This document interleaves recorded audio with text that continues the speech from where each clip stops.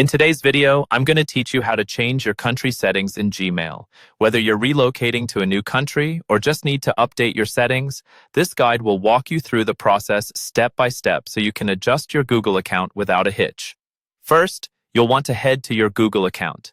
You can easily do this by opening your web browser and typing in Google account, or by clicking on your Google profile picture and selecting Manage your Google account.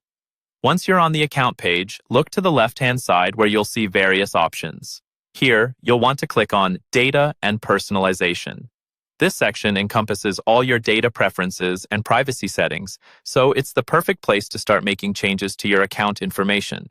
As you scroll down the Data and Personalization page, keep an eye out for the section labeled General Preferences for the Web.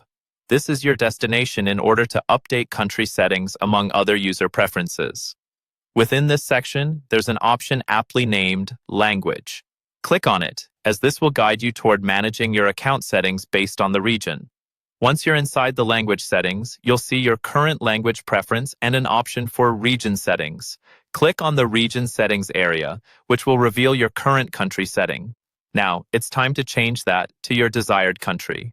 Click on the drop-down menu and you'll find a comprehensive list of countries from which you can choose. Scroll through the list, select your new country, and confirm your choice.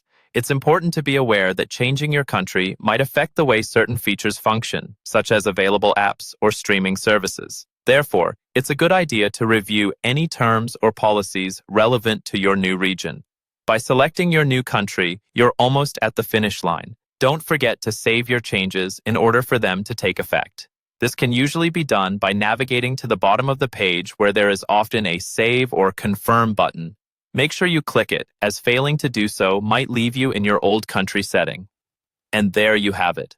You've successfully changed your country settings in Gmail. Take a moment to make sure everything reflects the new changes. You can log out and back in if needed.